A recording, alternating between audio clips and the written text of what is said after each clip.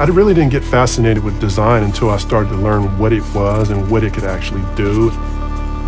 I tend to think of design as a natural form of life. You think of a spider creates a web, or a bird develops a nest, or a bee a honeycomb. It's something that allows us to be able to create and develop and innovate things within our own ecosystem of life.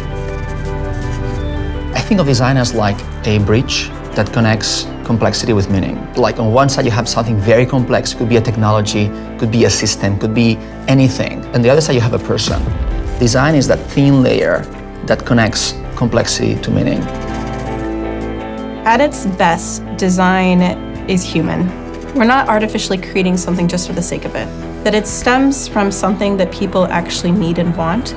It's not about, does it have drop shadows? Is it pretty? Is it skeuomorphic? It's more about the connection I have to it.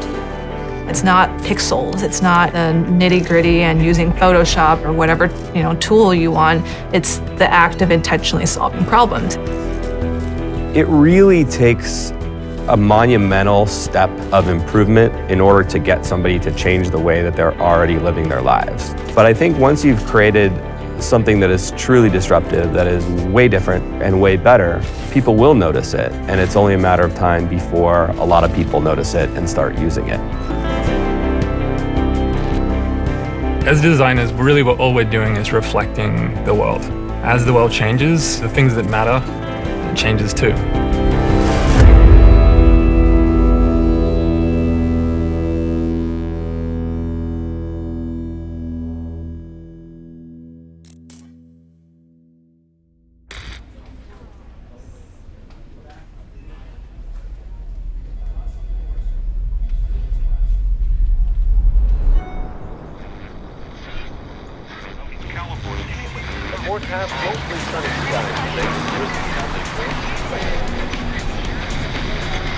This is Fresh Air. The return of the HBO series Silicon Valley has our linguist Jeff Nunberg thinking about the language techies use, particularly the buzzword disrupt. As is most everything else these days, disrupt and disruptive are ubiquitous in the names of conferences, websites, business school degree programs, business book bestsellers, and companies new and old. It's Clay Christensen's idea of looking at an existing industry and doing it faster, doing it more efficiently, doing it more simply. It's a view that chaos is delicious. It's about looking at a problem from new angles and solving old world problems using new world technologies. That's what created an entry point for disruptive innovations like the Model T Ford, Craigslist Classifieds, Skype, and No Frills Airlines. The word disruption for me is confidence in action. When you see true disruptors, they're people that are fearless. They're people that are not afraid to walk out in front of an audience and say, I do not have the answer, but I am not gonna quit until I find it. So it's the reason why I think people like the kid that has yet to be a founder, in the middle of Bangladesh, and she's thinking about her future. It's the reason why they compete, because this game is a competition, much like sports. Disruption is, I would say, the byproduct of improvisation. When you do something different, when you follow your gut, when you try to zig when everyone else zags, you, by sheer nature of momentum, move in a direction where other people aren't looking and create that what we call a wave of opportunities and a wave of impact and interest in new and different ways that people never thought could exist.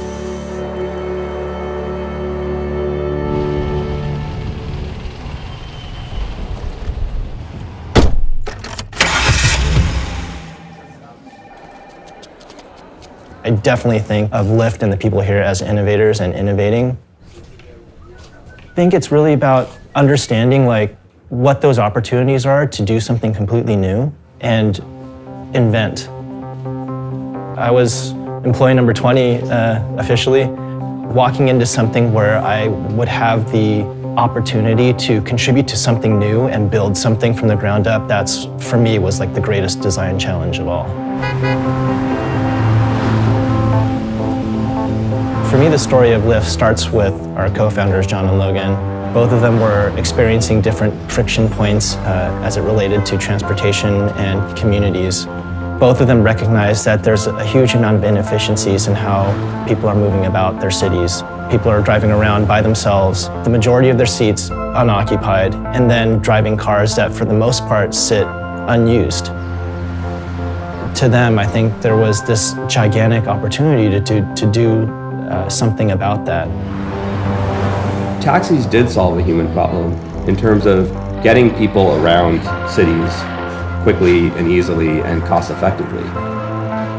But the great thing about these other services is that they make the taxi industry look like a human problem. They make people look at taxis and go, wow, why do I put up with this? Why do I put up with having to determine what tip to give somebody at the end of my ride? Why do I put up with something not showing up when it's supposed to show up? So by solving all of those customer service and user experience problems, modern day car services are making taxis look like a human problem that needs to be solved. I remember my first driver was her name was Shannon, and she had like driving gloves and was like super excited about driving and the experience. And it was amazing that, when we launched the system, to see it all light up and then requesting your first ride, actually having the driver appear, watching them approach on the map, and then getting to where you got to go, it was awesome. The thought that you could do this and have this conversation and meet new people was pretty incredible. The pink mustache is actually something that's very near and dear to everyone here at Lyft. John, our president and co-founder, kind of burst through the conference room doors with a pink mustache, and at first everyone thought he was crazy, of course, but as it turns out, it was a brilliant move because it not only got people talking about the product, it got people excited about it and curious, and it became sort of a cultural symbol for us.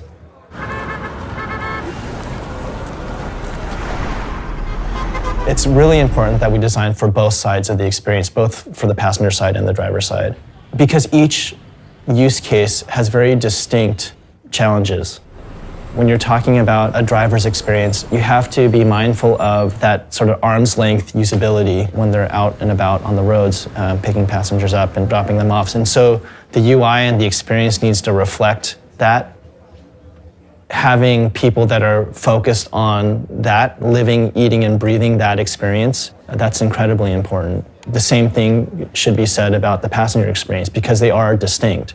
And so you can't have one UI or one sort of treatment that works, across the board. The role of the designer is constantly changing. It changes in relationship to the way business changes and the way technology changes. When technology is the thing you want, you don't need design because you want the better technology. When technology matures, you don't buy it just based on technology. In that case, design comes into the foreground.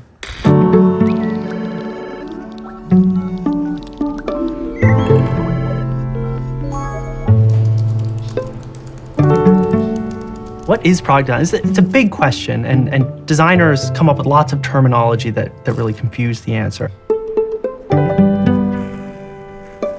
Designers like to invent all sorts of titles for themselves and all sorts of different ways to describe their little niche of the world. I am a product designer. I'm VP of Design. Senior Experience Designer. The Director of User Experience. Product Design Director. Robin, take one. Mark. In reality, we're all designers and we're all solving problems in very similar ways.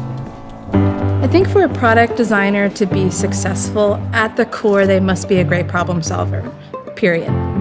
A product designer thinks about solving problems for people and works really closely with technology and business constraints to bring those ideas to life.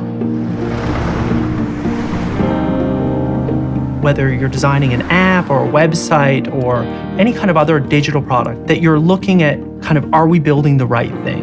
And I think of design usually kind of in 4 tiers. You have visual design on the surface, what does it look like? You've got interface design, which is, where do all the bits go? You've got user experience design, which is, can people use this thing? And then you've got product design at the bottom tier, which is, are we even building the right thing? And does it fit into the entire context of both our product as well as someone's life? I'm Tobias Van Schneider. I'm at Spotify in New York, and I'm a lead product designer right now. I'm one of those people who dropped out of high school when I was 15. I loved computers, and I started being a computer scientist and a software engineer. Eventually, I transitioned into design because I always was more concerned about the user experience.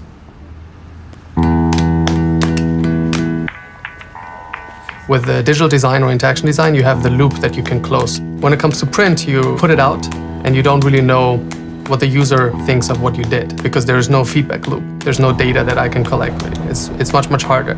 With digital, there's always this loop. When I put it out there, the user does something and I get feedback and I can basically react and make it better and improve it.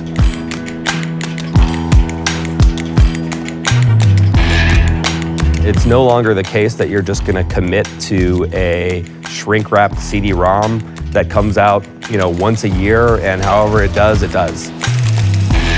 Now that we can release products on a daily basis, update products on a daily basis, whether it's a web product or even a native mobile app, we're now holding ourselves accountable for design decisions that we may have gotten wrong along the way. Let's say we're creating a checkout form at the end of an e-commerce process. But as soon as we release it, maybe we look at the data and we realize that, wow, people in Brazil have a 0% completion rate on this form. Well, why is that? Oh, actually in Brazil, they don't use zip codes the same way we do. And we've made the zip code field required. And so since we have access to that information so quickly after we launch, it's our duty to not only look at it, but remedy all of those little things that we happen to get wrong along the way. And I guarantee you, every single designer, no matter how good they are, gets many, many things wrong along the way.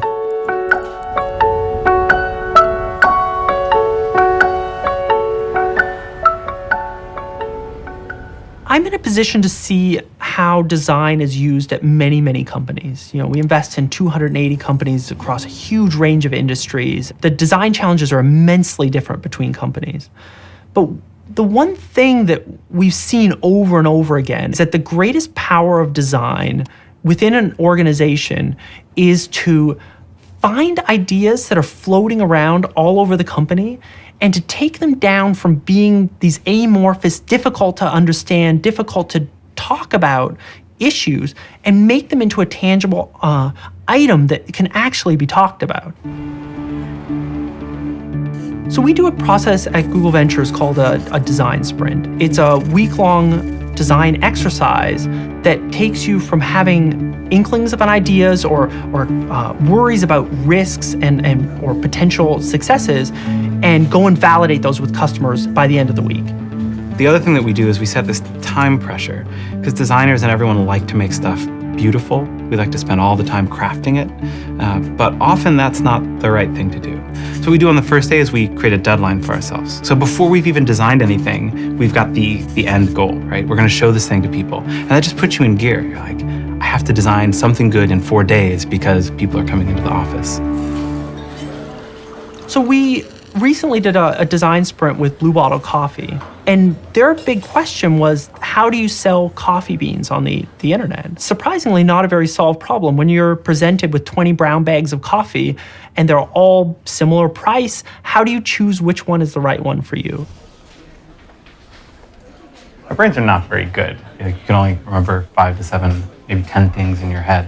So by making a room your sort of shared brain, you can really sort through a lot more ideas. We're not talking about these ideas. We're not arguing with each other. We're not getting intense and people appear to be very creative when they're brainstorming, but really they're creating groupthink and they're arguing with each other and they're convincing each other of mediocre ideas being excellent. So let's just do 2 votes. You have to pick only 2 ideas that you want to work on for the rest of the week. We want people to stop and really think alone which opportunity is the one that they think has the most potential.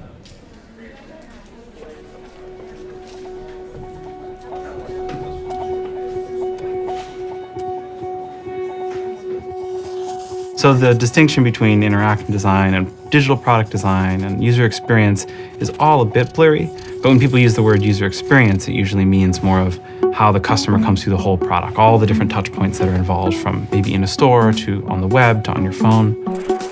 We first started thinking about all of this when humans and machines started working together, right? And that was on assembly lines. Old time motion studies of workers working with their machines and figuring out how to make everything more efficient. Fast forward a bit, the next time we started to really think about design was in aviation. And the government was trying to figure out why were planes crashing? We have these very complex machines and these very skilled operators, and still these planes were crashing. So how can we design that interface to be better and safer? But now, it's so different. Now we're not looking at skilled operators, people who are used to using that interface over and over again, more the general people, like, can you just walk up and use something? Can it feel simple? That's the challenge of interaction design. Every day, people are increasingly feeling more overwhelmed by all the information that they have around them. So simply making your product easier to open or easier to turn on are now opportunities for user experience designers. Like, how could I make this experience more frictionless and save this person some time? Saving time is sexy now, right? 10 years ago, the title of user experience wasn't actually invented yet. As this field has become more mature, we've migrated from this emphasis on the craft and more into the what. Why are we actually doing this? What is the actual output that we want? Forget about how. And so you're having these methods of rapid prototyping and whiteboard it out and call that a design. That's actually okay now, where before it wasn't okay to do that. You had to be a Photoshop ninja. That's not the case anymore. Now it's everyone kind of is a designer as long as they can produce the idea and articulate that for everyone else. Years ago, design was being in a process where product manager or some other person in the company came to a designer to ask how to execute on a given solution, but now designers are actually asked to be part of defining what the solution is from the beginning. So whether it's a product or service, if you get in at that initial meeting and you're there when you're hearing all these business problems that are being brought up, you can hopefully not only get a better understanding of what you're trying to solve for, but see the future down the road. So if you're designing for something, you can not future-proof it. I don't necessarily like that phrase because I don't think anything is future-proof, but you can design with the idea of having a roadmap in mind.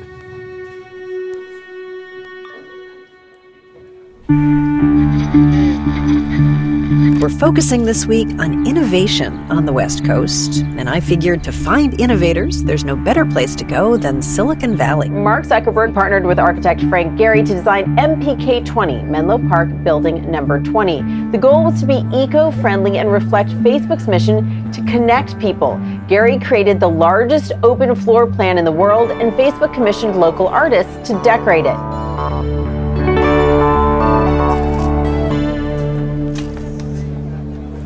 So as you can see, it's all kind of open, very tied to the way we design our product.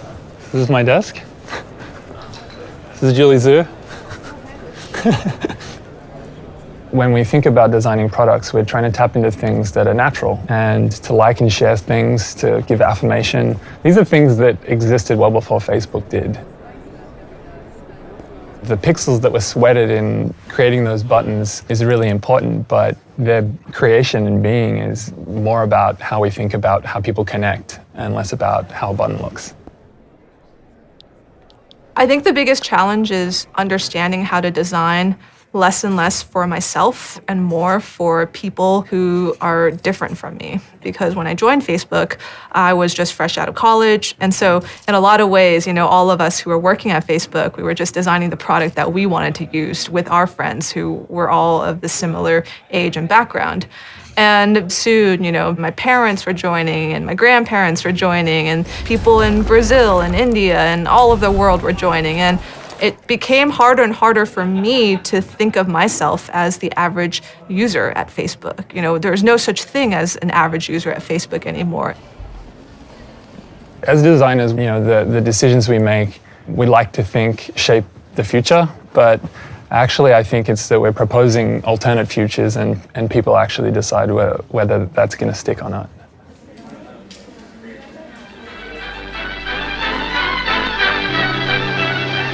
The world's fastest newspaper press is in the plant of the biggest newspaper in the United States, the New York Daily News. One thing that's interesting is you see new mediums come up through history. Radio didn't replace newspapers. TV didn't replace radios. Movies didn't replace anything. Every medium got more specific and got better at its particular form of communication, but nothing went away. Today, Apple is going to reinvent the phone. It just so happens that we live in a time where there's an explosion of new medium types. And not only the web is a medium type, not only mobile is a medium type, but Facebook, Twitter, Pinterest. Like, people are trying to figure out what all these different mediums mean. 50 years we'll look back and we'll say that was an amazing 20 years. And we're just living in the middle of it. 20 years ago, we all had pagers, and when someone would page us, we'd have to find a landline and call on the landline to see what someone wanted. And that was just 20 years ago.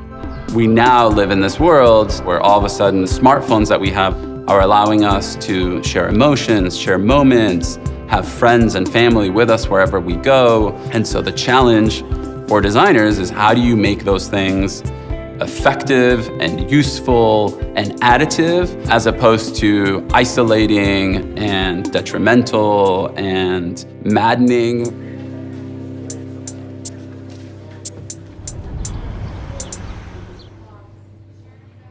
Product design is important right now because it's the gateway to the wealth of information unlocked by the internet. It's literally what humanizes that massive set of information and makes it useful. One thing that's really important to me is that Pinterest, the product, stays very simple as we make it more and more useful. We're trying to build a product that everyone in the world can use one day, and that really changes your perspective. If you have to band-aid your product with a lot of user education or explanation, it can be fine, but it means you don't have a great design. The product should be self-evident aspirationally. It's really inspiring to me in the software world that, a couple people working a few more hours can really make the whole experience better for everyone in the world without any extra costs. There's no such thing as a luxury software design product, right? Great design, if it's a free product, it's free for everyone.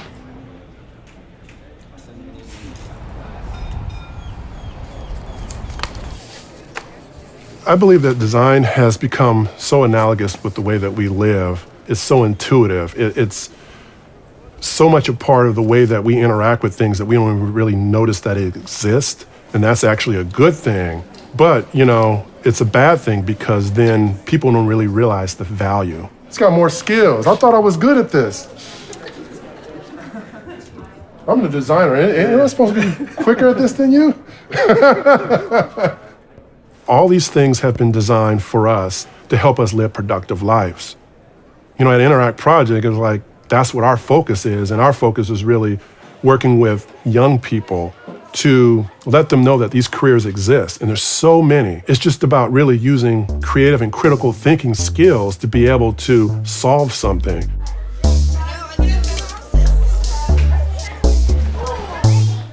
First got interested in computers because of the Commodore PET, but it was pretty underpowered.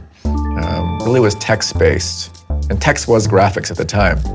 But when the Apple II came out, you could make things in color. I was really fascinated with illustration, and I discovered PaintShop Pro and then moved on to Photoshop, pirated of course at the time, because I wanted to just draw and use the different tools to create art. The one moment where it really took off, or kind of was like a turning point, was watching Jurassic Park.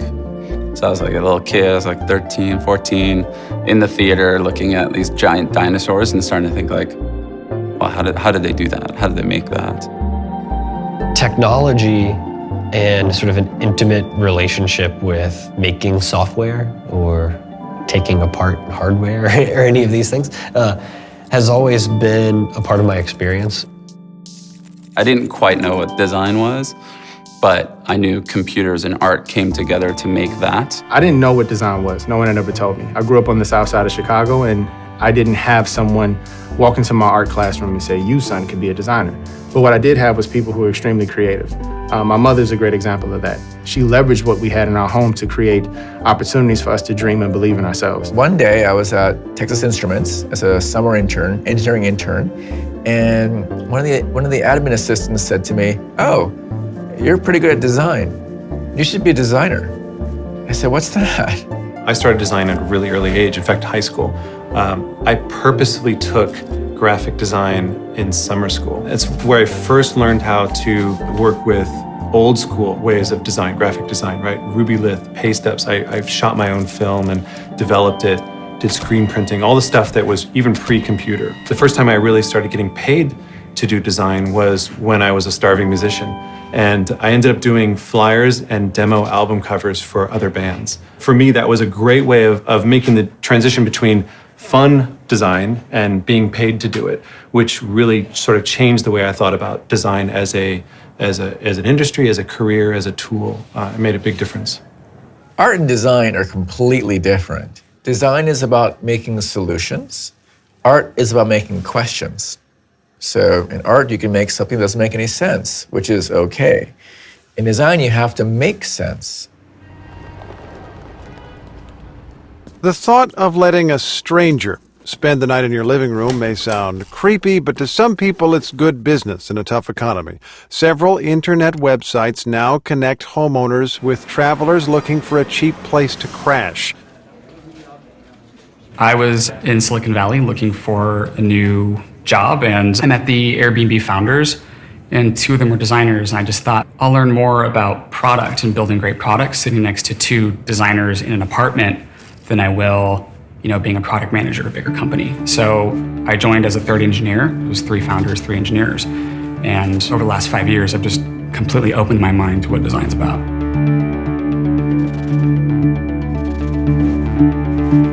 Before I came to Airbnb, I thought that design was something done in Photoshop only, that it was about making pixels look pretty. What I didn't realize is that design is about every touch point a customer has with your service. We have this internal tool called Snow White, inspired by Disney, who was the first to use storyboards.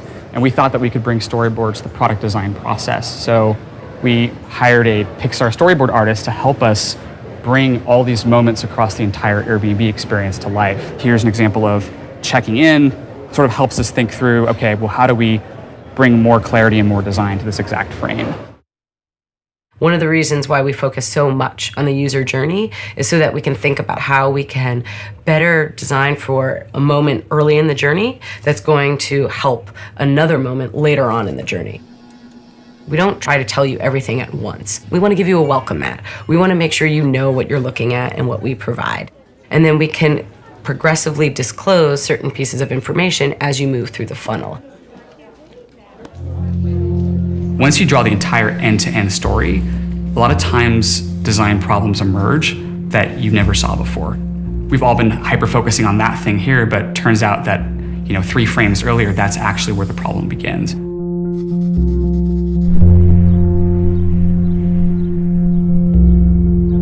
I think what makes great design is design that's transparent, design that you're not thinking about, design that simply works, that gets out of the way, design that's not full of itself.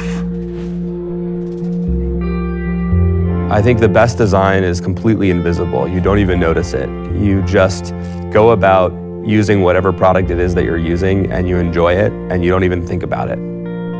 It's not that good design's completely invisible. I think that it makes you feel a certain way. I think sometimes we see design and we actually like seeing it. We're using these apps because they're beautiful, because they have great illustration or great colors, or they have this emotional connection, but we're not necessarily conscious of it.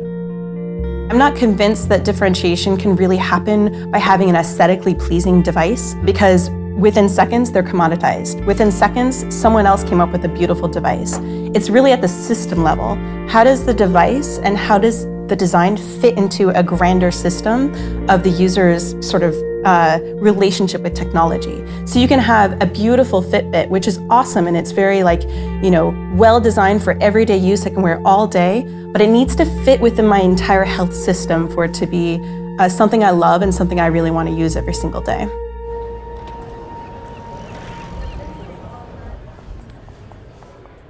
I was a user of Dropbox before I joined Dropbox. The first time I dropped a file into that folder and that little circle started to sync, and then there was a point that said a check mark. It's like, what just happened here? And then I opened it on my iPhone and there was the same file. It had synced. It was simple, it was very clear, it just blew my mind. Dropbox, when they started, Drew and Arash came to pitch us on this idea of file sync and storage. At that time, there were already 15 or 20 different file storage solutions that were out in market. But Drew and Rausch had a very crisp and precise vision around the end user computing model of the future, syncing files across your devices so that you had access to them no matter what device you were accessing from.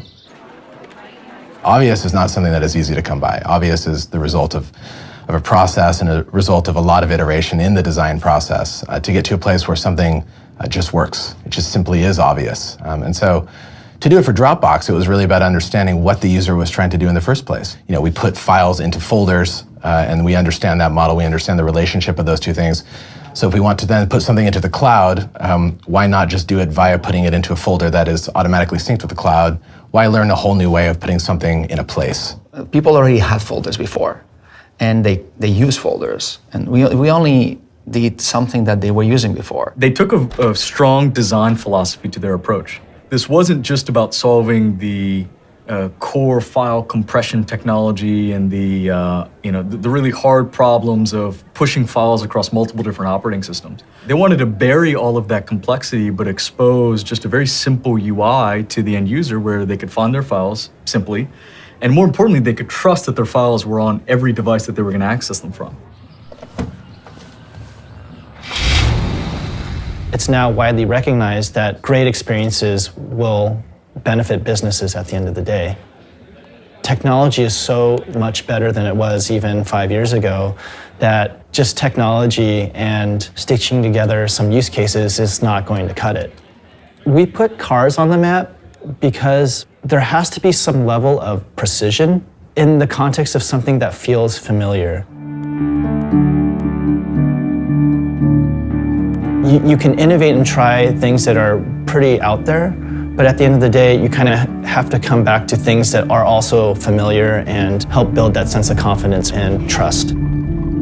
If we can nail this concept of reliability and helping people get over the social hurdles of ride sharing with humanizing drivers, for example, you start to then begin to break down those walls.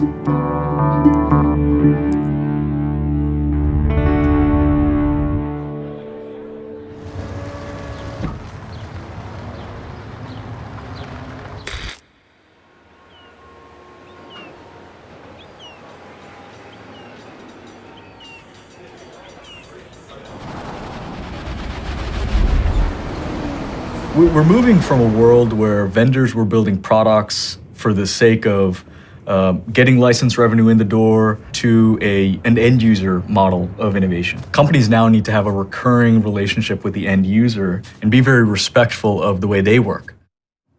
Back in 2008, when I started at MailChimp, I focused a lot on the language and trying to imbue the app with our personality. And there's one page in particular that was a really important one to me, and that was after you've designed an email and you've sent it, that's a stressful experience. It just feels like I need a beer.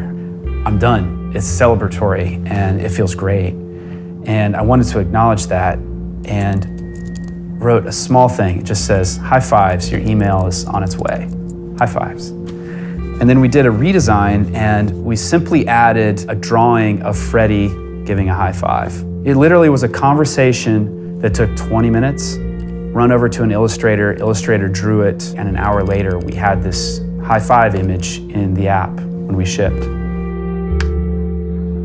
And it went out and we got so many tweets and photos on Instagram and comments on Facebook and emails that came in, videos that people were shooting, high-fiving their monitor.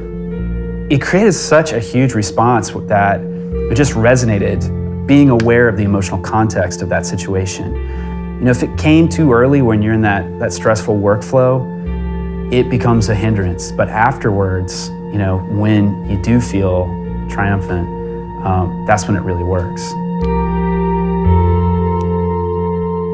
Once you get that first taste of a feature catching on, you get that dopamine hit and it makes you want to build more and more features that catch on. But if you're not careful, the cognitive overhead of your product gets so large that the new user using your product for the first time doesn't really know how to make sense of it anymore. My favorite features are the features that actually take elements away. Whether you're removing a button or removing a menu or removing an entire screen from your help center that explains how something works. The subtractions are the most valuable additions to your product. When the cost of leaving and switching to a competitor is essentially zero, a designer has the responsibility of protecting the user's attention span. You need to add a lot of things in order to generate great ideas, but then you need to have the maturity to remove most of those things to make something impactful that people will remember. There are times where the extra flourish is actually a burden. That's a point where, you make that sacrifice. A good designer will know I need to make that sacrifice here, because if everything is embellished, if everything shouts for my attention, then nothing is important. Our customers are just hugely diverse, from small businesses to banks and the government. Part of our job is to give them the tools to have huge groups of people interact with the same system.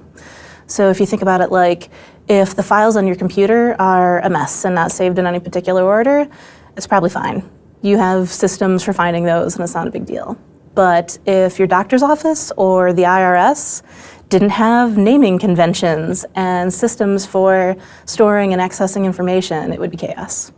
Consistency is so important to our products. We're not the company who moves fast and breaks things. We have too many customers in really stable, mature markets that, for them, updating a screen could cost them millions in retraining their users.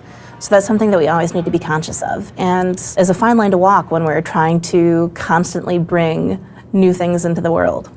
People have a connection with Facebook that is very deep, and people spend a lot of time on Facebook, and they have an ownership over it. It's theirs. And so when we make small changes, they matter to people. In the early days of Facebook, a lot of people were visiting their friends' profiles and trying to understand the things that had changed from the last time they'd visited. The idea of newsfeed, which is not an idea that I came up with, but the team that worked on it at the time took all those things that had changed and put it in a single stream. And at the time, I think it was actually very coldly received. And over time, it became something that is by far our most successful feature and really the backbone of the experience that people have on Facebook.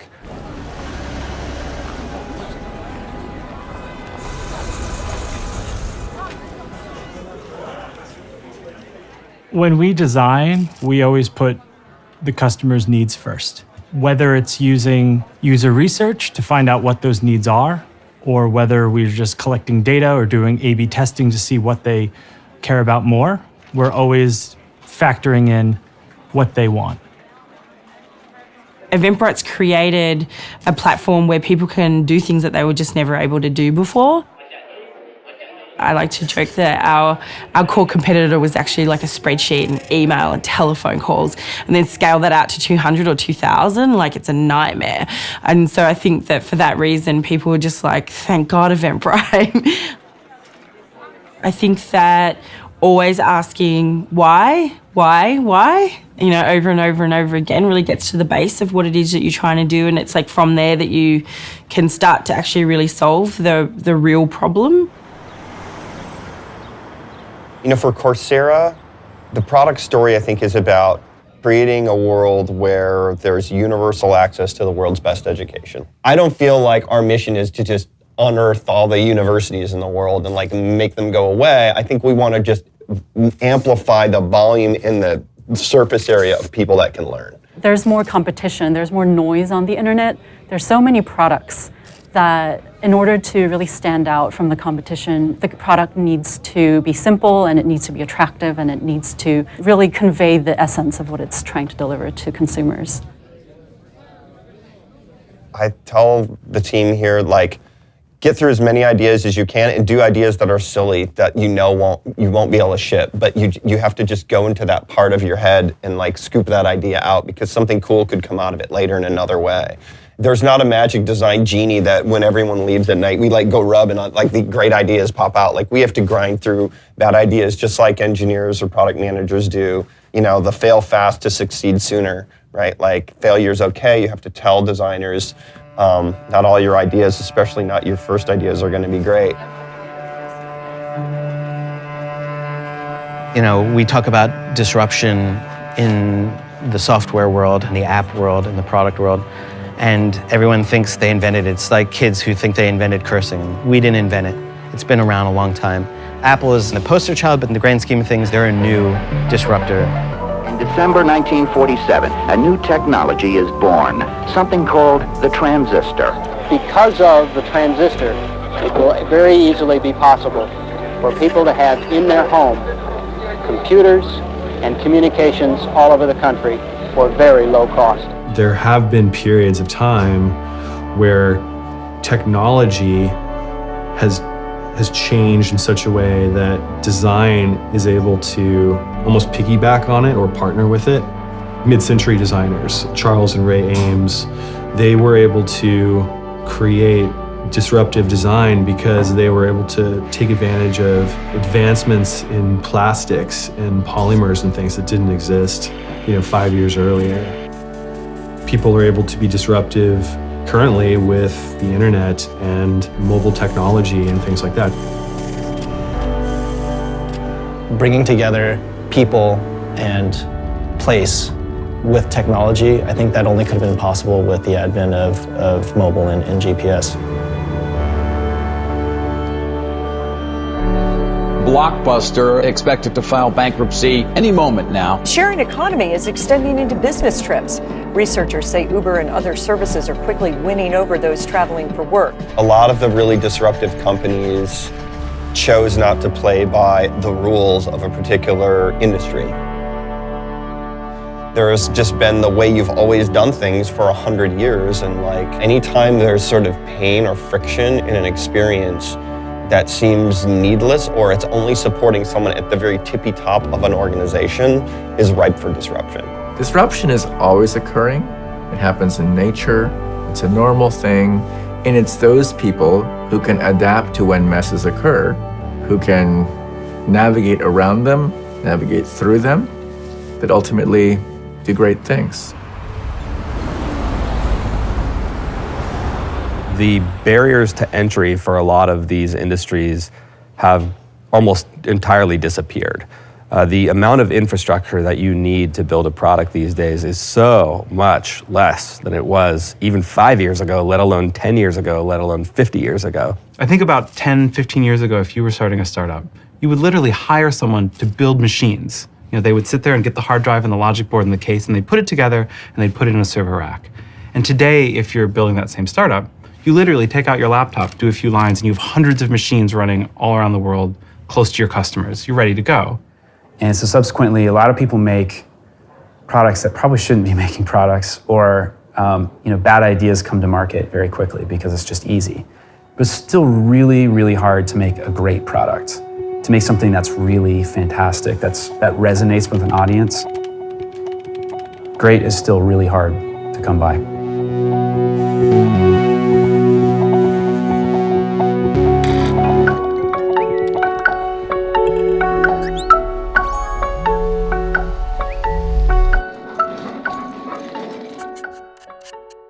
So what we're going to draw now is actually 4 potential solutions to some of the big challenges that we put on the Post-it notes.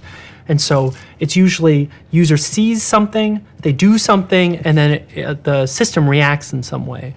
And so people are going to think more holistically about how a user might move through the system to solve the problem that we're trying to solve.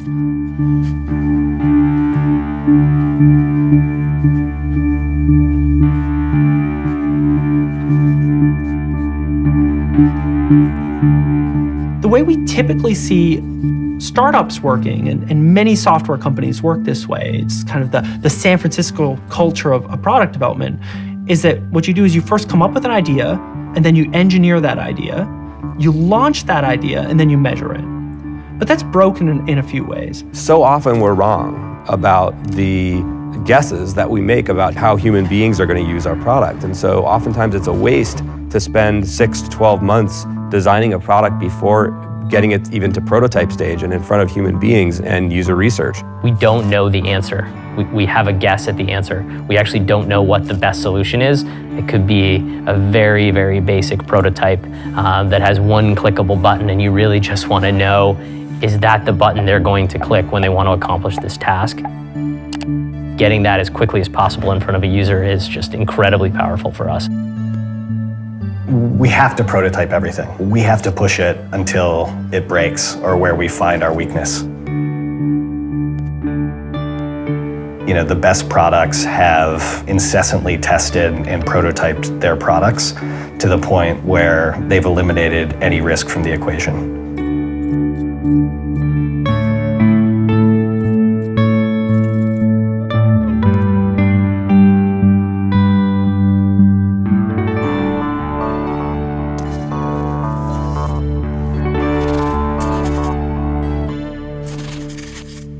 At this point, we have all these sketches and we have to put them into a storyboard form. It'll look like the New York Times open on the person's screen. The article is like 4 roasters you should know about. We're gonna start at this level of fidelity, and then when we're prototyping, we wanna raise it up to the level where it suspends disbelief. So when the user's looking at it, they just think it's a website. So here we're testing out this theory that people can choose coffee by choosing how they make coffee. When they click, we need to do some sort of loading animation-y, fakey thing and make it look like we filtered down the coffees, even though it's, again, all just sleight of hand. One of the results we found, which was very surprising, was that when people got to this screen, they didn't even read all the text. They'd only been on the page for 15 seconds, and several of them said, oh, wow, these people really know coffee. And our researcher looked at them and was like, oh, what makes you say that? And they're like, oh, I mean, look at how well they've described it. And you're like, wow, like they didn't even read it, but the fact that it was there was very influential in terms of how much they trusted this brand of coffee. On the Friday, we brought in users for a user study. We ran them through the prototype, and we found out that 5 out of 5 customers, when they were presented with this interface, immediately intuited how to choose coffee.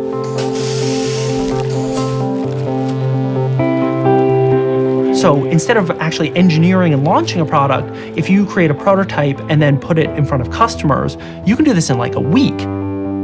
Now you can be much more confident that the idea that you came up with is the right idea. And usually the first idea you come up with isn't the right idea. It's in the right direction, but then you iterate and then you iterate again. And now you feel like you're pointing in the right direction. And then you throw all of your effort behind pursuing that. And that's when you can be very, very powerful, very dangerous to the incumbents, I think, when you operate like that.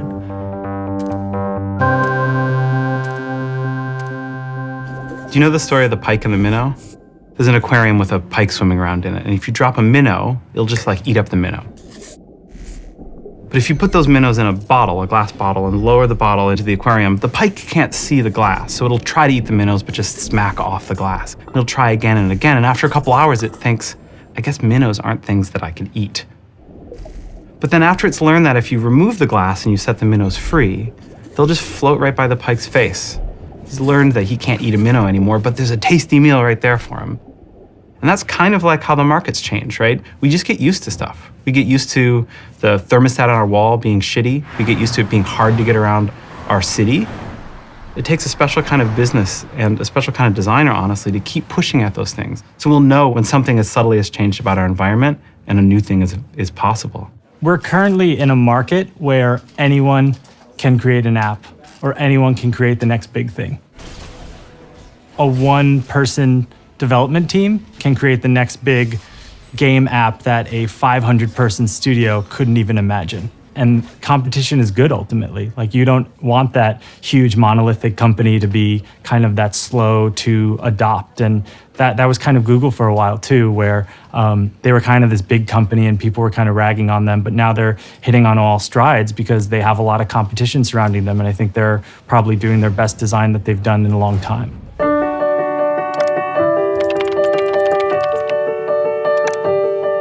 When Larry Page came to be CEO, one of his most purposeful first acts was to challenge the company, and in particular the UX team, with creating one beautiful Google. You know, think about how to bring our suite of 40 plus products together and make them feel like they come from the same company. We're not just working on one product, we're working on many products, but they have to actually work well together, for our customers and our users.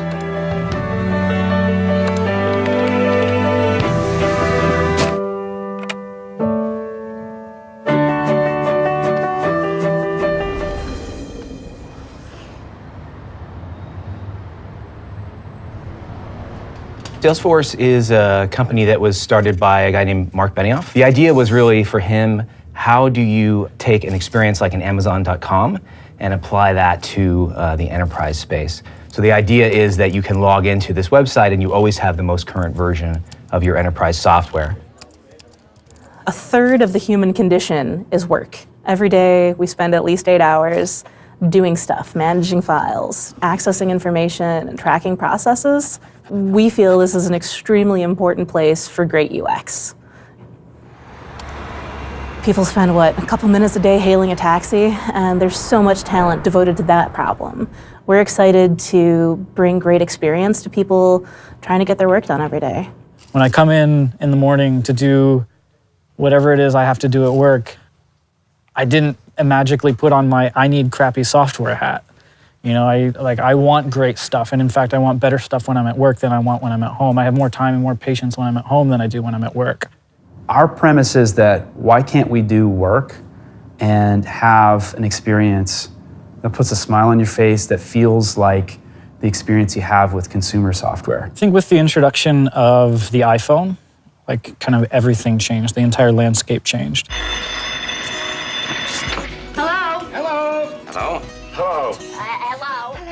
People were able to make a product, not overnight, but in a very short amount of time. And there's a really strong visual language, and there's a really strong UX language, and a lot of people learned that way. A lot of people learned, Apple had great guidelines for how to do these things. Back in the web, it was like the Wild West. You tried to make a nav and you weren't sure, should I put on the left, should I put on the top, should it be drop downs? Very first iPhone, there were 5 icons at the bottom of every app, and that was your nav. You didn't have to think about it too hard. So in a lot of ways, mobile was a bit easier. Designers were freed up from kind of redesigning and reinventing the basic constructs of applications, and that allowed us to use patterns much more quickly and start thinking more holistically about how we fit in people's lives. And even more importantly, because mobile devices let us unchain ourselves from our desks, all of a sudden we were thinking much more contextually about how to design for people. Oh, my user's probably on the bus trying to read the news. They're bouncing around and trying to focus on this thing. They've only got about 10 minutes between where they got on the bus and where they're going to get off the bus. And now we started designing in much more rich ways that took humans and their normal environment into context a lot more clearly. At the same time, I think mobile also limited our abilities a lot. You're on this tiny little screen, it doesn't give us a large canvas to design on. And in a lot of ways, designers thrive on constraints. And mobile was this brand new, wonderful constraint.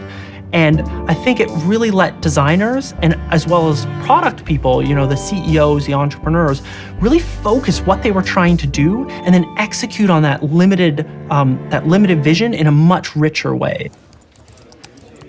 I think the way that we look at success here, it really goes back to, I think, the way that we design here, which really is problem focused. So we look at, okay, what are the problems that our users are having? And if we fix that problem, then that's success. I think things like responsive web really made us consider, oh shit, how do we go from possibly a 1920 screen down to the world's tiniest Samsung Android device that you have to support? I think that there's vast differences between designing for 10 foot and designing for a 10-inch experience. If it's in my hand, if it's my phone or my tablet, it's very personal to me. Phones are something that are often right next to people, and they're almost a representation of who they are as a person. So designing for that versus 10 foot is much more of a social experience. So I might be watching with friends and family. So ways that we can make the decision process easier on selecting a title. Those are things that we need to think about when we're designing for a larger format like a TV.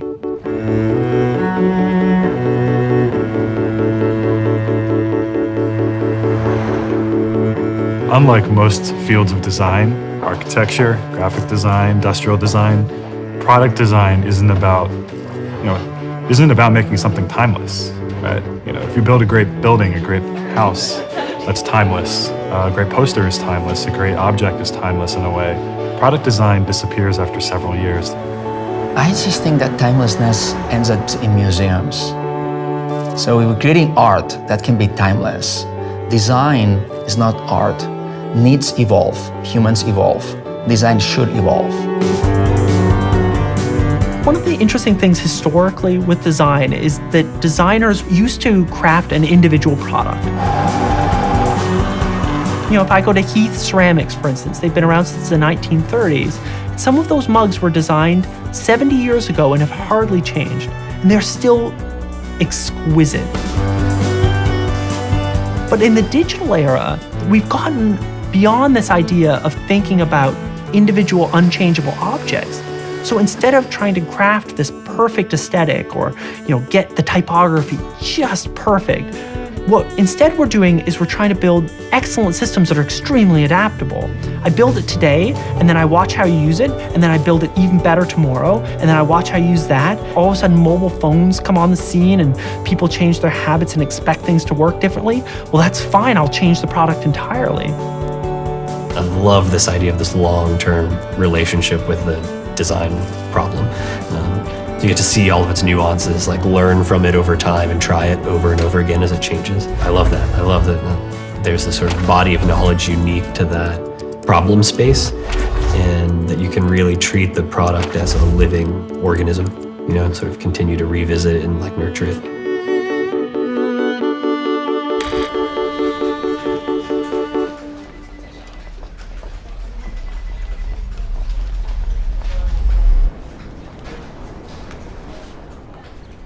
The biggest mistake I see designers make is fall in love with their own work.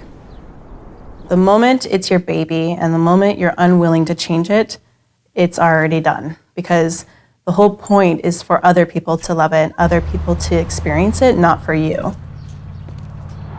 I think empathy for your users or the people that use your product is critical because you're creating it for them, not for you, for them. And so if you don't understand their context, their needs, their perceptions, how they think about things, how they feel when they use your product, what are you designing? What are you making? Recently, I switched to using an Android phone just because I know that that's what the audience that we are designing for more and more are using.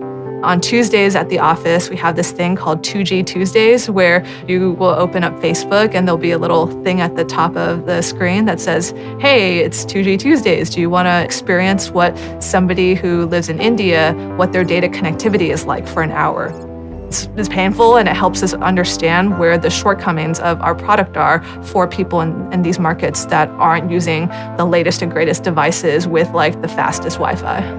As soon as we get into the world of 100 million people using your product, or 200 million people using your product, or 1 billion people using your product, most of the people using your product, 99% of them in fact, are nothing like you. They're halfway across the world, in Indonesia, in India, using a very cheap phone. And the only way to really get inside the heads of those users is to get on the ground and talk to them. Look at the work of Pablo Picasso. If he didn't go to Africa, would he be doing that stuff? No. It's because he realized the importance of being exposed to other cultures. If you look at the work of Frank Lloyd Wright, if he didn't go to Japan, he would never design in that way.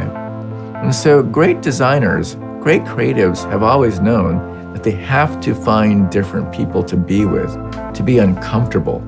So diversity is vital. It is the opportunity in tech right now.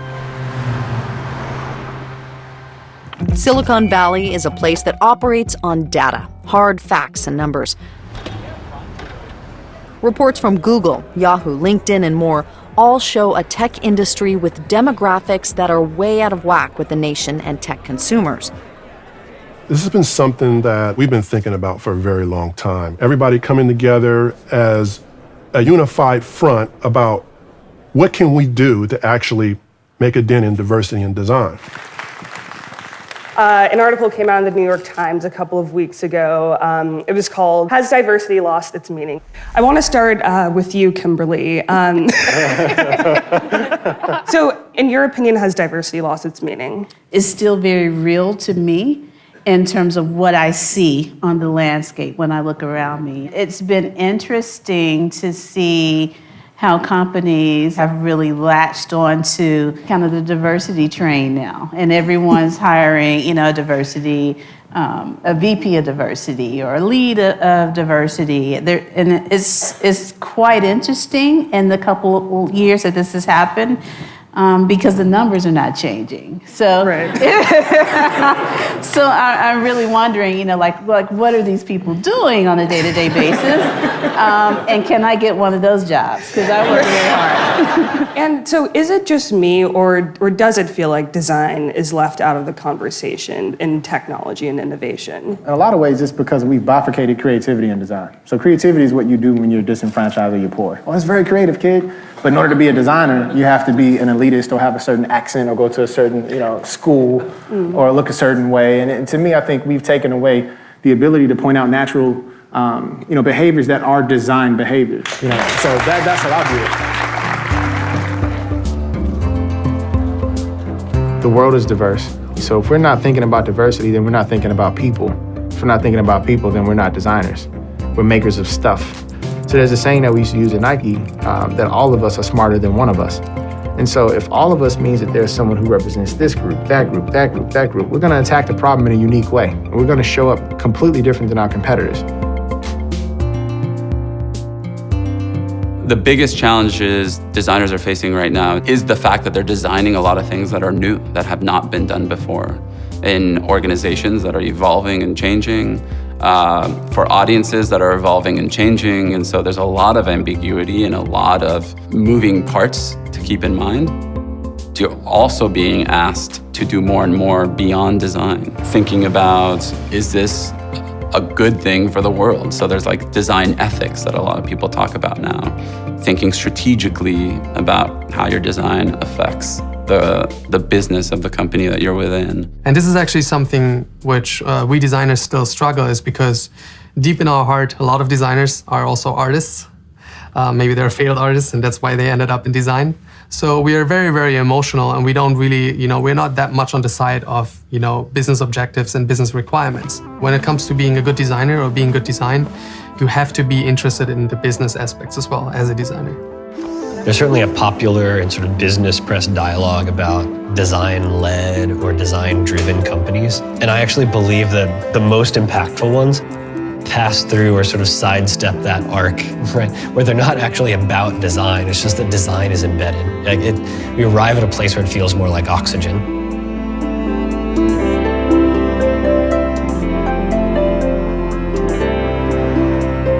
So we think design thinking is really important to the startups that we invest in. Even if there isn't a core design DNA on the founding team, at least is there an understanding of the design process on the founding team. Companies are starting to get closer to the idea that if you can create an amazing experience, it's going to help improve your business. And I think that wasn't something that was so clear even 5 years ago. Say like maybe 3 years ago, designers were always worried about being at the table. We're always kind of complaining like we don't have a voice, people don't listen to us, engineers kind of, have the upper hand. It's not the case anymore. In fact, if you're a designer that believes that you don't have a seat at the table, you're not listening. There's never been a time in history where design and entrepreneurship have been more interconnected. There's a number of billion-dollar quality products that have been brought to market by designers, and that's a new phenomenon. Venture capitalists want to take a part in that. Somehow this intersection of huge markets to what change in the world we actually want to see. So that for us, this is kind of the meaningful impact. The thing that gets us out of bed every morning, the thing that we're most passionate about, are designers taking on meaningful problems. We like to invest in companies that are bringing design to underserved areas. So a great example is Omada Health. Omada is a diabetes prevention platform, and they're a company where the better they do, the more lives they save. The current solution is a brick and mortar, like DPP program. There is literally no software that exists for that particular program. Now that we realize the importance of design, with companies like Apple to Tesla to Facebook, people are listening. People are willing to support more design innovation, willing to invest in it. Now it's like, we gotta show the results. 5, 10, 15 years ago, entrepreneurs that we were seeing were targeting a lot of the same industries, but trying to reimagine those industries. So, hey, I'm building the next gen logistics software business, or I'm building the next gen CRM business. Now, not a day or a week goes by that we don't see some new startup in some crazy part of the economy that we've never touched before. Data-driven farming and agriculture. You look at the rise of the drone and robotic space. These are things that have literally just sprung up in the last 2 to 3 to 4 years and are targeting parts of the economy that literally haven't been touched in the past century. We're just scratching the surface right now. If you walked into a hospital and asked doctors like, hey, are you delighted by the electronic medical records software that you use? If you talk to teachers and say, hey, are you stoked by the educational software that you use? Like, the vast majority are not still excited by the stuff that they have. And so there's still a long way for us to go. And then beyond that, right, there's all the new technology that's coming out, whether that be virtual reality or all these other experiences. I think, 5, 10 years down the line, sure, but there's still a huge opportunity for us as designers right now. I'm excited to see the future because the climate and the timing is right, and the issues that people want to solve, they have the tools now to do it in a free and efficient and scalable way. And so we're going to see a generation of social entrepreneurs who create benefit corps that have double bottom line return and shake up the world in terms of how they serve their consumers. I think really looking outward is the best thing that designers and anybody involved in product development can do. Understanding that the world and how the world is changing and how the world's response to new technologies are changing, and not getting too comfortable with any perceived success in any one area, because it'll change tomorrow and there will be another better version of whatever you thought you successfully did. There will be. So I think it's super important for us as designers and researchers to understand what people want. The questions now aren't, can we build it? Because more and more we can, yes, the answer is yes, we can build anything. The question is, what will make us happy? What will make us fulfilled? What is the future that we want to build together?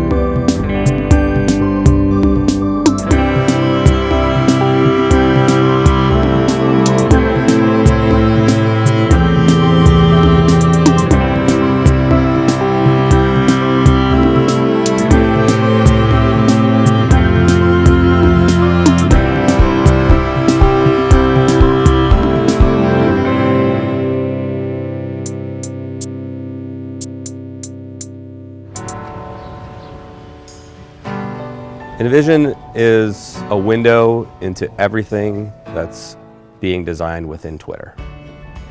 As a tool, Envision really helps us test and prototype, and it helps us understand if what we're trying to do as designers would actually work.